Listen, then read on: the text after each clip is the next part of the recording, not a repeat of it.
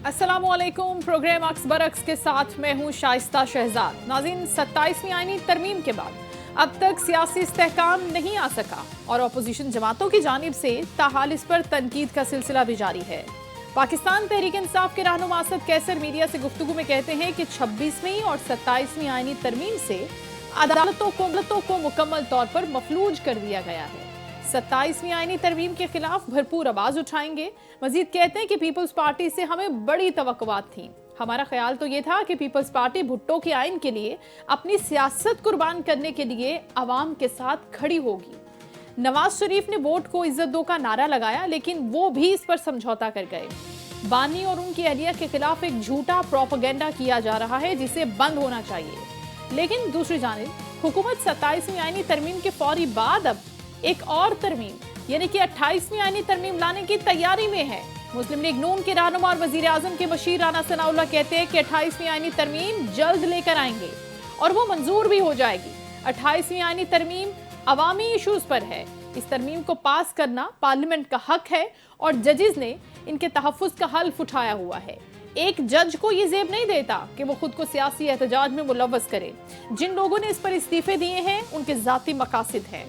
जबकि आईनी अदालत के कयाम के बाद एक पहला फैसला भी आ गया है। पेशावर हाई कोर्ट का हुक्म मुअत्तल करते हुए खैबर पख्तूनख्वा हुकूमत की अपील पर पेशावर हाई कोर्ट के फैसले पर हुक्म इम्तना जारी किया गया। निजी इदारों के सिक्योरिटी डिपॉजिट से मुतालिक पेशावर हाई कोर्ट का फैसला मुअत्तल किया गया है और इस फैसले के मुताबिक गरीब मजदूर सिक्योरिटी डिपॉजिट कहां से लाएगा। जस्टिस हसन रिजवी ने रिमार्क्स दिए हैं। एडिशनल एडवोकेट जनरल ने कहा कि वाजिबात न मिलने पर मजदूर अपील का हक रखता है, लेकिन इसके अलावा विफाकी आईनी अदालत के मजीद 2 जजेस ने अपने ओहदों के हल्फ उठाए हैं। चीफ जस्टिस अमीनुद्दीन खान ने जस्टिस रोजी खान और जस्टिस अरशद हुसैन शाह से हल्फ लिया है। विफाकी आईनी अदालत में जस्टिस अली बाकर नजफी और जस्टिस के आगा पहले ही हल्फ उठा चुके हैं। नए शामिल होने वाले जजेस के बाद अब अदालत में जजेस की तादाद 7 हो गई है। विफाकी आईनी अदालत की तश्कील मुकम्मल होने के बाद अहम आईनी मुकदमात की समाअत में भी तेजी मुतवक्की है।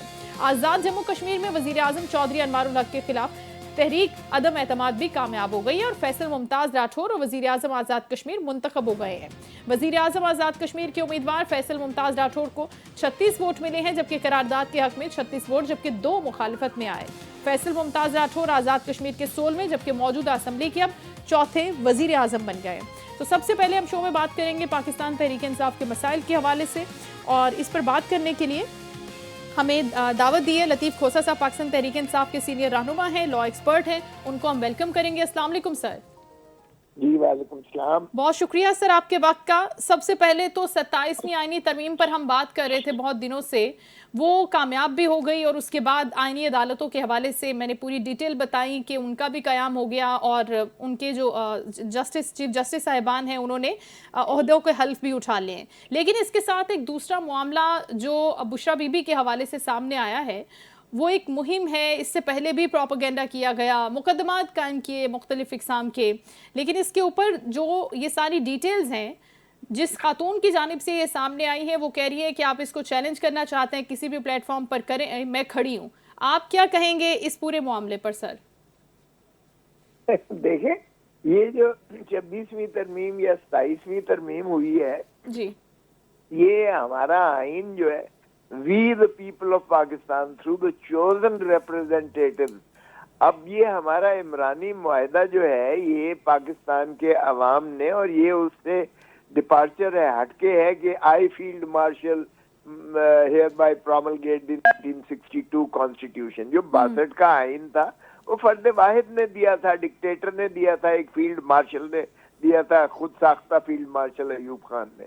तो ये अब जो 73 की आइन है ये we the people of Pakistan, ये भुट्टो साहब का जो है अजीम कारनामा है कि उन्होंने सभी को इकट्ठा करके, कौम को यकजा करके एक इमरानी मुआहदा दिया और जिसमें उन्होंने अपने मुंतखब नुमाइंदों के जरिए से ये आइन दिया। अब इसमें रद्दो बदल अगर करना मकसूद हो तो भी मुंतखब यानी चोजन रिप्रेजेंटेटिव, तो ये असेंबली क्या ये चोजन रिप्रेजेंटेटिव है? माफ कीजिएगा, जहाँ जो है फॉर्म 47 की पैदावार की असेंबली जो है 180 सीटें लेने वाला अडयाला जेल में है, 17 सीटें जीतने वाला जो है वजीर आजम है। ये मैं जहाँ से MNA बना हूँ, NA 122, मेरे साथ वाले हल्के से शहबाज शरीफ हारा है। मोहतरम नवाज शरीफ साहब जो है वो रेहाना डार से हारे हैं। तो ये हारने वाले लोग जो है ये अपना क्या आइन को तब्दील कर सकते हैं? पहली तो ये बात है। दूसरी ये बात है, ये कहते हैं कि हमने मिसाके जमहूरियत की वजह से ये किया है। मिसाके जमहूरियत में बुनियादी नुक्ता ये था कि हम ना तो कभी अफवाज के जरिए ना कोई हुकूमत को गिराएंगे, ना किसी हुकूमत को बनाएंगे, ना किसी को दखल देने देंगे। ये मोहतरमा रानी शहीद बेनजीर भुट्टो और मोहतरम नवाज शरीफ के दरमियान हुआ था, और जिसे सारी कौम ने सराहा था बहुत ज्यादा कि जी ठीक है, जमहूरियत को हम चलने देंगे और मस्बत जो है तनकीद क्या करेंगे और 5 साल पूरे करने देंगे, और किसी को मुदाखलत जो है फौज को वो अपना आइन के हदूद और कयूद के अंदर ही रहकर काम करना पड़ेगा। तो क्या ये बातें आज हो रही हैं?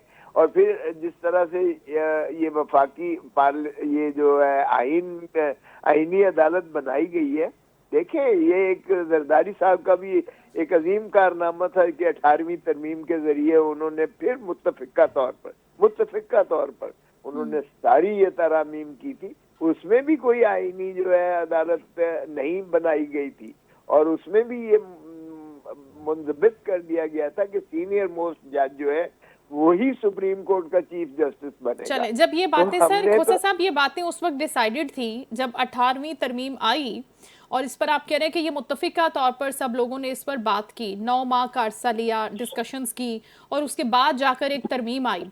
इतने सारे होमवर्क के बाद, इतनी सारी एफर्ट्स के बाद, इतने सारे मशवरों और नेगोशिएशन प्रोसेस को तकमील देने के बाद, तो फिर अब ऐसा क्या हो गया है, ऐसी क्या तब्दीली आ गई है खोसा साहब आपकी नज़र में? क्योंकि आप हिस्टोरिकली भी इन सारी चीज़ों के ऊपर आपको पता मुकम्मल तौर पर अबूर है, तो इसमें इस टाइम पीरियड के अंदर ऐसी कौन सी तब्दीली आई है जियोलॉजिकली, हर तरह से, पॉलिटिकली, कि हमें जो आईनी अदालतों का कयाम है वो करना नागुज़ीर हो गया है, और हम उसके लिए तौजीहात दे रहे हैं कि ये होना अशद ज़रूरत है, वक्त की अहम ज़रूरत है? ऐसा क्या हो रहा है सर? देखें, ये आदम तहफ़्फ़ुज़ का वजह से हुआ है। ये असल में इनसिक्योरिटी की एहसासात हैं जो सदर पाकिस्तान अपने आप को जो है ताहयात इस्तिस्ना दिला रहे हैं, और अस्करी क़यादत के भी सारे सरबराहान अपने आप को ताहयात जो है वो इस्तिस्ना दिला रहे हैं, जो कि इस्लाम के शिआर के भी खिलाफ है। हमारे आर्टिकल 126 आइन के भी मुतसादिम है कि कुरान और सुन्ना के मावरा कोई कानून जो है इस मुल्क में नहीं बनाया जाएगा। तो आप अंदाजा करेंगे इस्तिस्ना क्या किसी को इस वजह से आज तक हजूर सल्लल्लाहु अलैहि वसल्लम या खुलफाए राशिदीन की एक मिसाल बता दे कि किसी को इस बिना पर दिया हो कि वो मनसब उसका ये है या उसका ओहदा फलां है, और इस वजह से जो है तशखीस और तमीज, ये तो इस्लाम में और हमारे आइन में और कानून में और ये है ही नहीं, इसका वजूद ही अबस है। ये बिल्कुल नफी करता है, और फिर हमारे अपने आइन की नफी करता है। और जहां तक ताल्लुक है कि आज ये इनको ख्याल आ गया कि एक बेंच तो इन्होंने बना दी थी, बेंच जो बनाई थी आईनी बेंच, उससे सारे इन्होंने फैसले अपने मन पसंद लिए थे। अब ये एग्जीक्यूटिव में मजीद एग्जीक्यूटिव इसको अपॉइंट करेगी, यानी वजीर आजम की एडवाइस पर सदर ने अपॉइंट किए हैं ये जजेस जो हैं। तो मुझे बताएं कि जहां एग्जीक्यूटिव जो है अपॉइंट करेगी जज को या उस अदालत को बनाएगी, तो क्या वो आवाम के लिए इंसाफ की आमाजगाह होगी, या खुद हुकूमत जो है वो अपने मनपसंद फैसले लेगी? और आज तक जो भी इस बेंच ने फैसले दिए हैं वो हुकूमत को मनपसंद फैसले दिए हैं, और सारे रिवर्स किए हैं, चाहे वो मिलिट्री कोर्ट का फैसला था, चाहे वो मखसूस नशिस्तों का फैसला था, चाहे वो सिंबल का फैसला था। जितने फैसले थे इन्होंने सारे अपने मनपसंद करके, और सुप्रीम कोर्ट के और हाई कोर्ट के फैसलों को उनको मुनहदिम करके उनको जो है उनके बरक्स नफी किया उन्हें। तो अब अगर ये समझते हैं कि इस तरीके से जो है इंसाफ को अपने ताबे बनाकर और एक अदालत को इस तरह वजूद में लाकर ये मुल्क की खिदमत कर रहे हैं या अवाम की खिदमत कर रहे हैं, तो माफ कीजिएगा, ये तो आइन को भी इन्होंने मुनहदम कर दिया है, जमहूर को भी इन्होंने बिल्कुल दफन कर दिया है, और पाकिस्तान का भी नुकसान हो रहा है, बैनुल अक़वामी तौर पर भी हमारी बदनामी का बायस बन रहा है। और आमी मसाइल में एक नुक्ता बता दें कि ये अवाम की बहबूद के लिए हो, अवाम की फलाह के लिए हो, अवाम को कोई सहूलत के लिए हो, आने वाली तरमीम सर वो अवाम के हवाले से होंगी। अभी बहुत पै दर पे यके बाद दीगरे बैक टू बैक और भी तो तरमीम आ रही है। और जहां तक आपने तैनाती की बात की, तो राना सनाउल्लाह साहब कह रहे हैं कि अभी क्योंकि जुडिशल कमीशन की तश्कील हुई नहीं है, उसका कयाम नहीं हुआ, तो पहली तैनाती प्राइम मिनिस्टर साहब ने की है, वरना फिर जुडिशल कमीशन ही इनको तैनात करेगा। अरे बाबा, ये तो 2000 ये तो 68 साल की उम्र तक जाएंगे।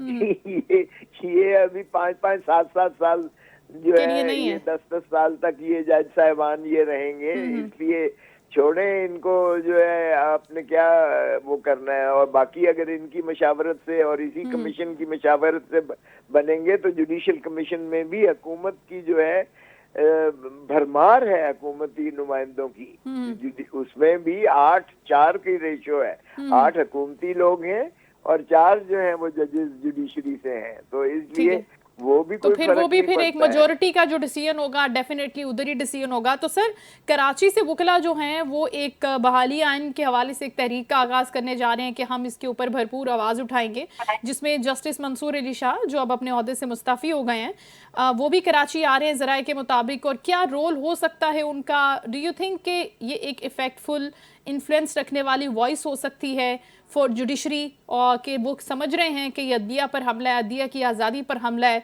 तो वो कोई रोल प्ले कर सकते हैं? आपके नज़दीक ऐसा होता हुआ नजर आ रहा है आपको सर?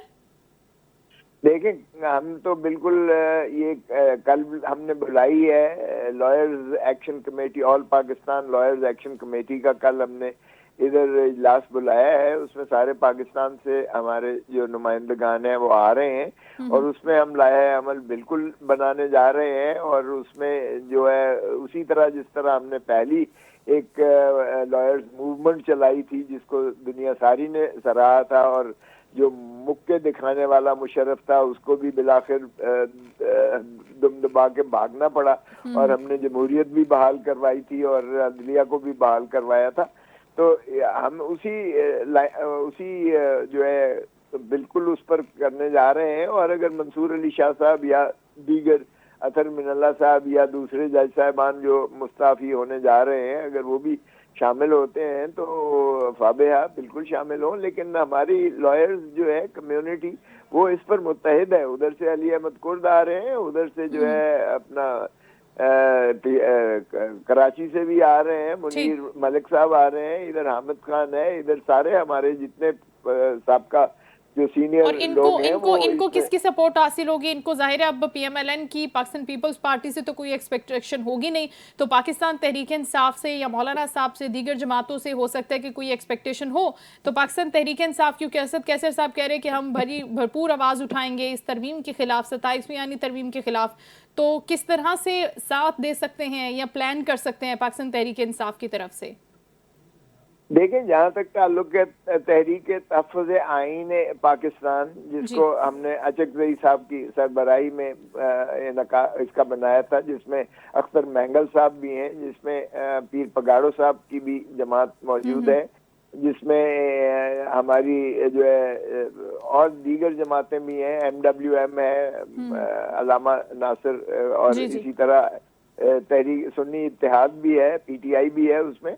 वो एक हमारा, जिसमें मैं खुद उसका सरगर्म उसका हिस्सा हूँ, और इसलिए और जो मौलाना फजलुर रहमान साहब हैं वो तो बिल्कुल हमारे साथ, कामरान साहब हो गए, कामरान और उनकी आलिया, उनकी दोनों पार्लियामेंटेरियंस भी हैं और सीनियर वकला भी हैं, सुप्रीम कोर्ट का साबका सदर भी रहा है। तो वो JUI भी बिल्कुल इसमें शामिल होगी, जमात इस्लामी भी इसमें शामिल होगी, GDA भी शामिल होगी सिंध से, और पलेजो साहब भी की भी पार्टी जो है वो भी शामिल है हमारे साथ इसमें। और ये हम तो चाहेंगे कि जितनी भी इंटेलिजेंसिया आती है, जितनी हमारे जर्नलिस्ट आते हैं, क्योंकि इन्होंने जर्नलिस्ट से भी तो कम नहीं किया है। पीका का जो कानून बनाया है जी। जिसमें कितने लोगों को इन्होंने वो टेलीविजन से उनको ऑफ शो किया है, ऑफ एयर हो गए, और बिल्कुल। कितने कितने लोगों पर इन्होंने जमाबंदी की है और कितने मुल्क छोड़कर चले गए हैं। अरशद शरीफ तो बेचारा जान से जाता रहा, लेकिन ये जो इस किस्म की फिस्तायत है उसकी तो इंतहा हो गई है। इसलिए मैं नहीं समझता कि ये जो है इसमें कोई शायबा होना चाहिए। इंशाल्लाह ये कामयाब होगी और बड़ी जोर शोर से चलेगी। हम इसको बिल्कुल लेके चलेंगे और जितनी भी सेगमेंट्स ऑफ सोसाइटी हैं, चाहे बिजनेस कम्युनिटी है, चाहे किसान है, चाहे तालिब इल्म है, चाहे लिखारी है, जितने होंगे हम उनकी मोस्ट वेलकम, उनकी हम इसमें शामिल करेंगे इंशाल्लाह। और इस तहरीक को उसी तरह हम अपने अरूज पर लेकर जाएंगे। जाहिर है कि हम नहीं चाहेंगे कि कोई तकरीबकारी का अंसर इसमें शामिल हो, उसको भी मेक श्योर करेंगे। रहेंगे और आईन और कानून के दायरे में रहेंगे। और ये अच्छी बेहतर चीज़ है खोसा साहब, अगर ऐसी प्लानिंग हो रही है। लास्टली, अभी जो बरतानवी जरीदे द इकोनॉमिस्ट की तरफ से ये आर्टिकल छपा है, वैसे तो ये एक इंतहाई संजीदा न्यूज़ मैगजीन है और बड़ी सीरियसली लिया जाता है इसकी न्यूज़ को, लेकिन स्पेसिफिकली अगर हम इस आर्टिकल के बारे में बात करते हैं, 27वीं आईनी तरमीम की मंजूरी के ऐन बाद एक ऐसे आर्टिकल का छपना जिसके अंदर कुछ भी क्या बात करें कि अब क्या कम है इसके अंदर नहीं बता सकते, कि हर तरह की बातें इसके अंदर लिख दी गई हैं, छोटी से छोटी चीज को इसके अंदर मेंशन किया गया है जो इररेलेवेंट है, जो लॉजिकल नहीं बनाती किसी भी चीज की। तो सर, पाकिस्तान तहरीक इंसाफ इसको कैसे देख रही है? ये क्यों करवाया गया, क्या लगता है आपको? क्या लगता है मुझे बता, अगर आप पढ़ती हैं इसको जादू टोने पर जो है चलने कोई अकल की, इनकी तो बौखलाहट की इंतहा हो गई है इस हुकूमत की। वो हर कीमत, हर हरबा वो इस्तेमाल कर बैठे हैं कि किसी तरीके से इमरान खान जी जो है वो सियासी साख को जो है मजरूह किया जाए या कम किया जाए।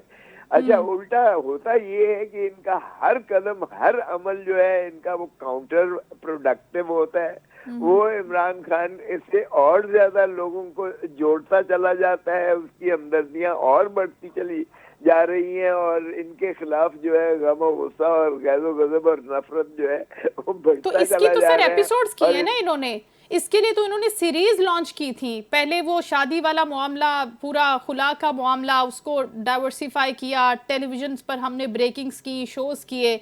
अब इस आर्टिकल को स्पेसिफिकली, खोसा साहब आपने पढ़ा इसको? जी मैंने पढ़ा। अब जो डिटेल्स मेरे सामने लिखी हुई है, अगर इसको कोई पूरा पढ़ने की हिम्मत रखता हो, एक एक लाइन को पढ़ा जाए, तो इसके अंदर कोई सीरियस कंटेंट मिला है आपको? वैसे नहीं, है ही नहीं इसमें। मैं तो देखता रहा और ढूंढता रहा कि काश कोई ऐसी चीज मिल जाए। मैं तो देखे जाती तौर पर जानता हूँ, बुशरा बीबी के साथ मेरी लंबी नशिस्तें होती रही हैं, जेल में भी होती रही है, बनी गाला में भी होती रही है। मैंने तो उस बीबी को बहुत ही ज्यादा ये मजहबी जरूर पाया है और तहज्जुद गुजार भी हैं वो।